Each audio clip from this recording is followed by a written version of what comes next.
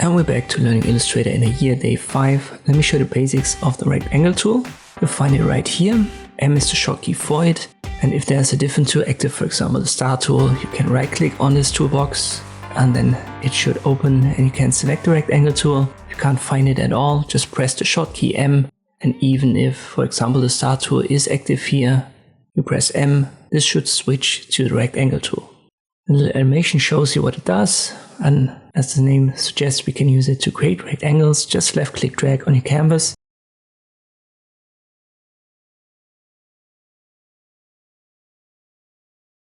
And you may be wondering, oh, I can't see it. Well, it's because the fill color is white and our canvas is white too. So if I change that to red, now we can actually see it.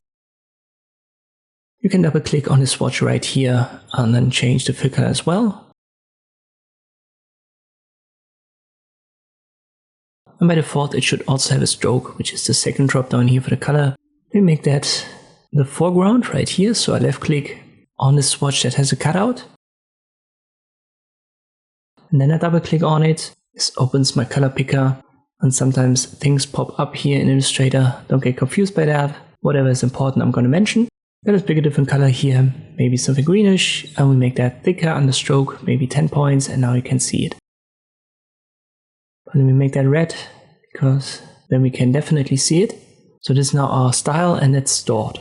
So when I create a new rectangle, this will inherit the style. So a dark bluish fill, a red stroke, and you can create multiple of them. They will always have this style. The last used is automatically then the stored style.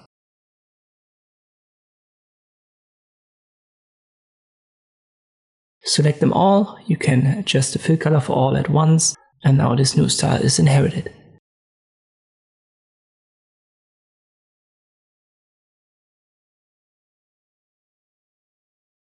What you may have also seen is when you hover over these edges, then the functionality of the rectangle tool changes.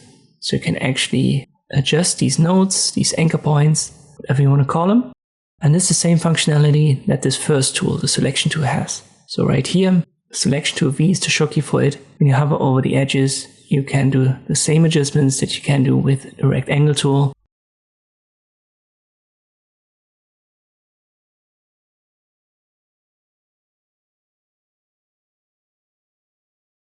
And on the edges you will also have this double arrow with a curve, which indicates that you can rotate it.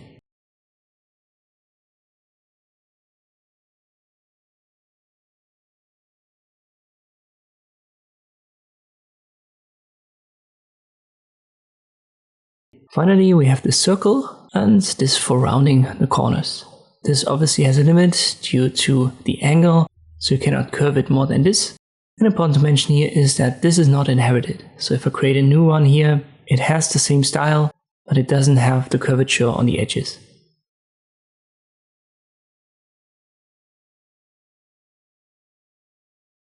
Alright, let us create a simple design using only rectangles.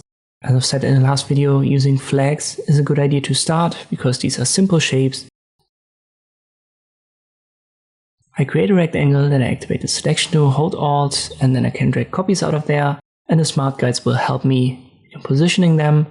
Now I select it all, and I can rotate it all at once, and if I hold Shift, it's going to snap, so you can be sure then that you have 90 degrees in this case. When you hold Shift while rotating, that's a good shortcut to know.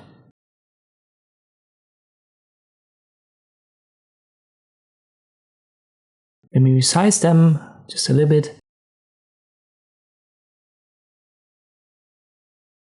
And now give them different fill colors. Maybe we'll create a French flag.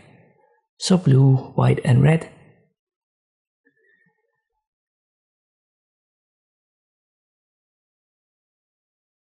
And you can see a little bit of a problem, which is the stroke color. So the stroke shouldn't be there in the flag. And to fix that, we can select the inner one, get rid of the stroke, but there's still an issue at the top now, because we would like to have a stroke there. And over the course of this playlist, I'm going to show you multiple ways to fix that. But the easiest one is to get rid of the stroke for all elements. So we're going to use this strike through swatch. And now to give it a stroke again, we'll simply create another rectangle. The smart guides help us in finding right size. And now we give it, for example, a black stroke. make it 10 points.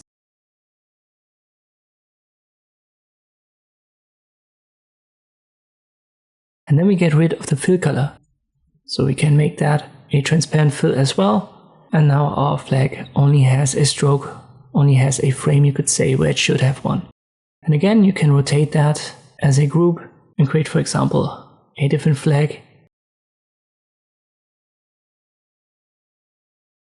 So just make sure that you select it all, and then this new rectangle, the fourth one, which we've used as a frame, is now part of this group that we adjust.